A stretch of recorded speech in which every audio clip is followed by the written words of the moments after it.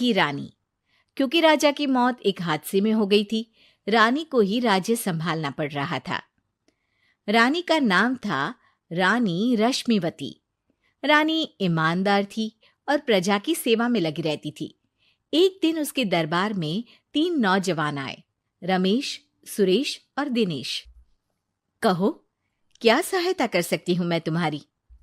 हम आपके दरबार में काम करना चाहते हैं ताकि जनता की सेवा कर सके।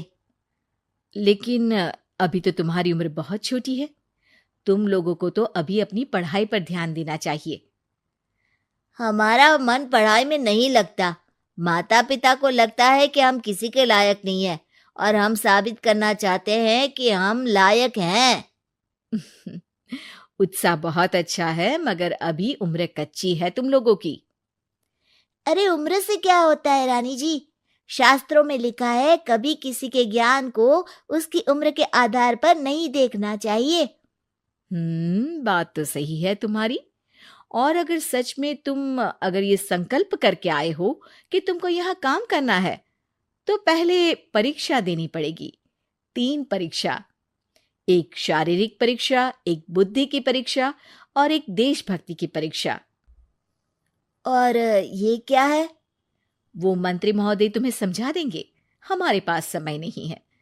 अगर तुम लोग तैयार हो तो बताओ। हाँ हाँ, हम तैयार है किसी भी परीक्षा के लिए।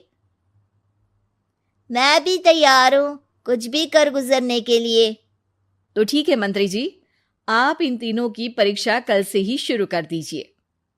जो आ गया रानी साहिबा। अगले दिन से ही तीनों की परीक्षा शुरू हो जाती है। पहले शारीरिक परीक्षा, यानी किस में कितना है दम, ये देखेंगे हम। क्योंकि शरीर में दम होगा तभी तो प्रजा की सेवा में दम लगा पाओगे। हमें क्या करना होगा? वो पेड़ दिख रहा है, जो सबसे पहले चढ़ेगा उस पे दरबार में नौकरी पाने के अवसर उसी के बढ़ जाएंगे। मैं चढ़ता हूँ। अरे रुको रुको, गिनती गिनने दो। 1, 2, 3। 3 की गिनती के बाद रमेश और सुरेश भागकर पेड़ के पास गए, मगर दिनेश आराम से पेड़ के पास गया।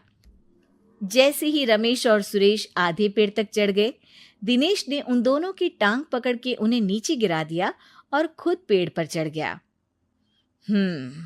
दिनेश की जीत हुई। अरे लेकिन इसने बेईमानी की। बेईमानी नहीं की, बुद्धि लगाई। शरीर के दम के साथ दिमाग में भी दम होना चाहिए। क्यों मंत्री जी? हाँ हाँ, बात तो तुम्हारी सही है, लेकिन बात अगर बुद्धि की है तो बुद्धि की असली परीक्षा हम कल लेंगे। शाम को जाकर मंत्री रानी को सब बता देते हैं। यानी दिनेश उन सब में ज्यादा होशियार है। जी रानी साहिबा। अगले दिन तीनों की बौद्धिक परीक्षा का समय होता है। आज हमें क्या करना है मंत्री जी? थोड़ा सब्र करो, कल जल्दबाजी में ही हारे थे तुम। सही कह रहे हैं मंत्री जी। अरे तू क्यों ज्यादा बोल रहा है? तू भी तो हारा था ना कल। ए दिनेश, ज्यादा होशियार मत बन। अरे अरे अरे, लड़ो मत। आज की परीक्षा पर ध्यान दो।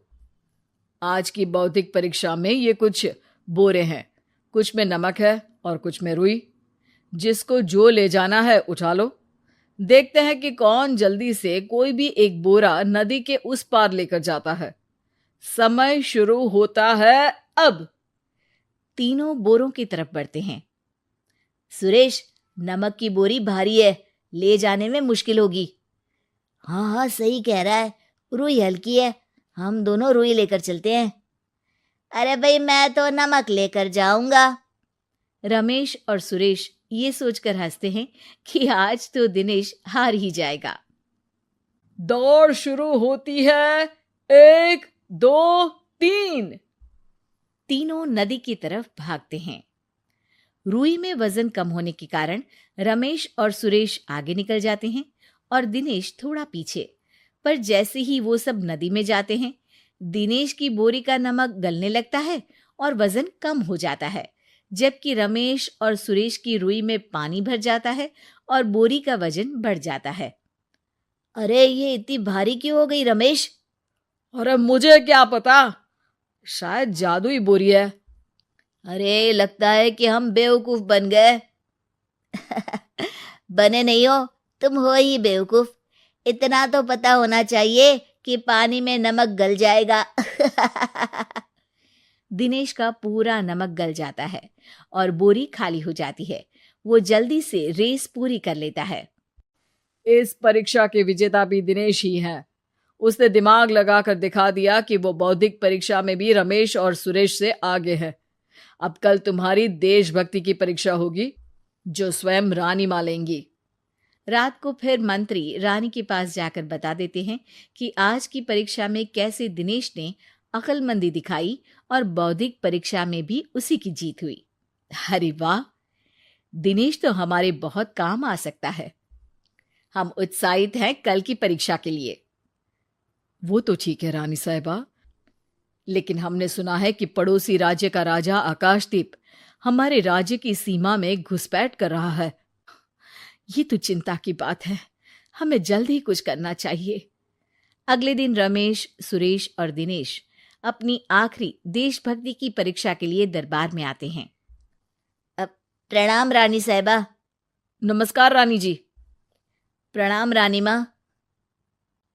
हमने तुम्हारी परीक्षा पर गौर किया। दिनेश आगे हैं।